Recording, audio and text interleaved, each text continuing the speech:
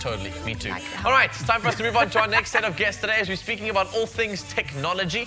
We've got the real life of Zanzi, the real life M&M is with us right now. Mike and Marco have joined us in the building today. You guys are very, first of all, welcome to the show. It's good to have you.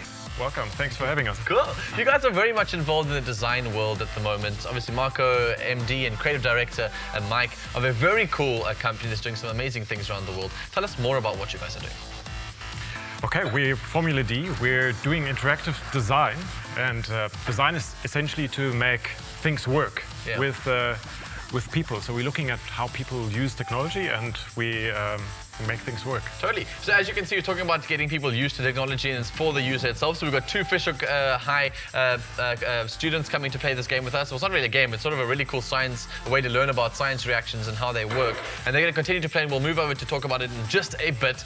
But Marco, let's talk about this idea of design, and particularly with Cape Town being the Design Capital 2014, and obviously the big projects that are out at the moment. You guys are one of them with your lab. Tell us about the lab. Sure, we've actually got two.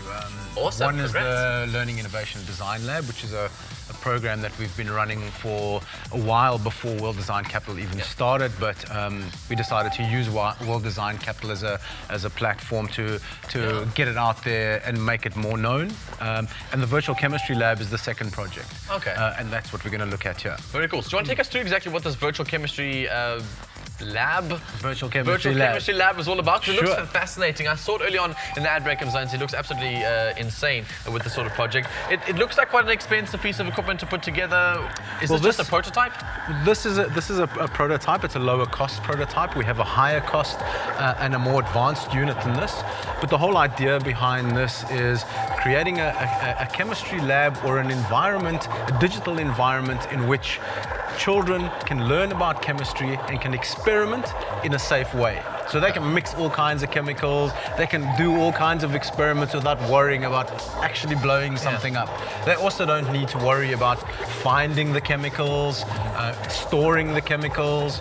So it's a way in which they can experiment and they can learn unassisted. And they can touch. I mean, they can essentially, it's not just clicking around with a mouse. It's actually using objects like in a real lab. So you're handling objects and you're placing them next. Something like this is a design that you guys have come up with over here, because I see obviously there must be some way to pick up what the objects are doing. How did you guys get into this whole process? Where did this whole design come from, and why did it come about? Well, I think that the original idea was there. So we realized that there's a challenge, especially in South Africa and most developing nations, to have actual chemistry labs in schools. So we tried to think of a way in which we could develop a chemistry lab that could still have a tangible interaction, but that wouldn't require actual chemicals. And so we came up with the idea and then did a lot of research and then played with lots of different technologies, created a few different prototypes, and ended up with this. So I must ask, who is the scientist between you two? Because there's science is a very intricate thing. Do you guys even know anything about science? Well, the trick is that design always means that you have to engage with your users and subject matter experts in this case, which mean the scientists. So we had some scientists and teachers on board. So I mean, as designers, we just need to understand that everyone can get into design. Essentially, it's all about connecting the right people to the right with the right subject matter and understanding the problem and then coming up with creative solutions. Is design sort of something that is a career field that people can go and follow? Is it something that people can go out there and study to become? Can you study to become a designer? Yes, I mean, absolutely. I mean, you can study it in Cape Town, you can study it in Joburg, but you can just start looking around in your own environment and looking for problems and trying to find, ideas, creating ideas and solutions. And one way is creating prototypes, which means it's not the real McCoy yet, but you're starting with something like cardboard or seeds. Exactly. And so I think that's the most important thing about design is that you guys are technically entrepreneurs. You guys are people who find a problem that presents itself in a community or in a society, and you find solutions to that, and that's what you've done with this specific prototype. Exactly. That's what we try and do mostly. So we focus on designing solutions that have some kind of educational value. Fantastic. How are you guys finding this so far? Is it quite hard to use? No, it's really easy to use. It's pretty cool. Have you guys made any bangs yet? We have, with sulfuric acid and potassium water, sorry. Okay, let me come this side because I also want to chat to you about your experience so far. How's it been for you? It's been good. Can you make a bang for me? Yeah, water and potassium. Yes, let's try this. You're putting water into the thing, you're putting a bit of potassium. It shows the reaction, an actual animation then occurs as to what happens, which I think is the best part of what you guys are doing. It actually creates real animations. Yeah. It's like a frizzle out and a... It's like someone farted at the end of something there. That was pretty interesting. Yeah. And you have the periodic timetable. I mean, periodic table, which shows the information on the... Oh, the actual element itself and what it's created from. Yeah. You mentioned another bigger bang. Can we go for a bigger bang? Sure. I think it's silver nitrate. Silver nitrate in water. Oh, let's watch this happen. This should be fun.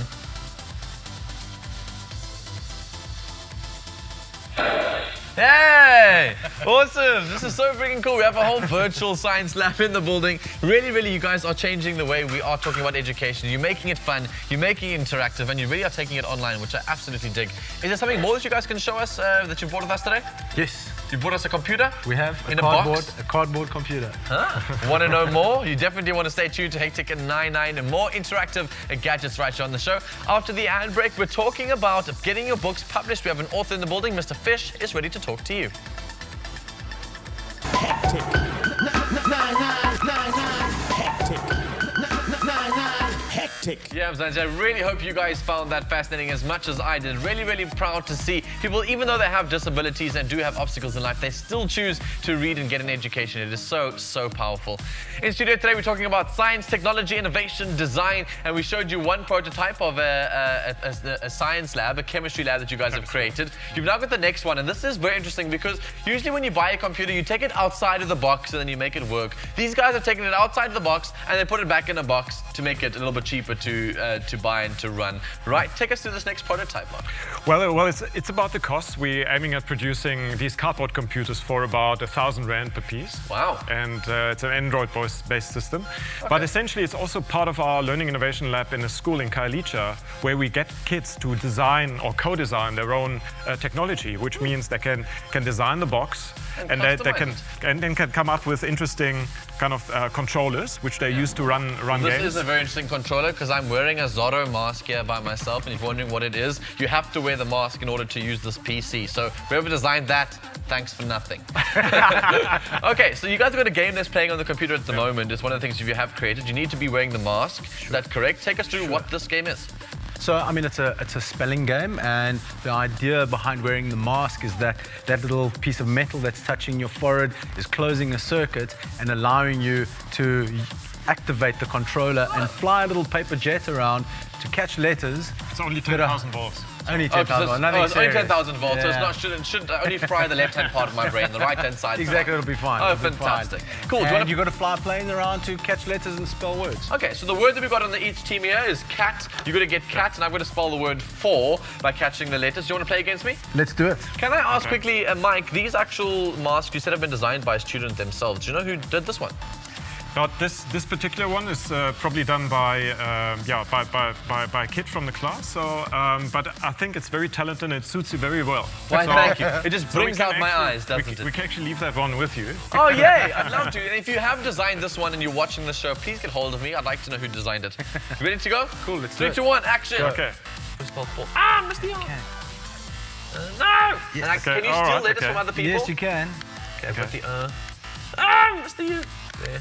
Okay, Oh, winner. well, no, Okay. it doesn't count. You only got to get a word. Keep okay, going. No, you need more. You Need more than that. More words. Okay, 1 done. I've got 4 out. Next word is worm. Okay. Oh. But guys, you're both looking good. Oh, of course, we always look good. W-O-R, I need an M. Ah! Did you win? Ah! Okay, 2 down. 1 more round. I'll give you 1 more round. I need this last word. But you got short letters. Mine are long ones.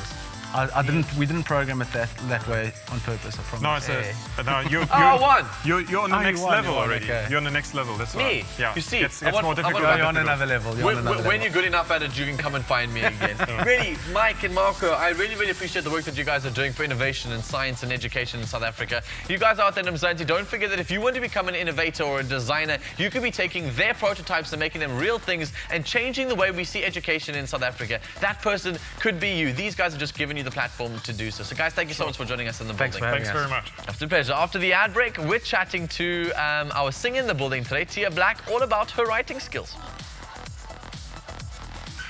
Nine, nine.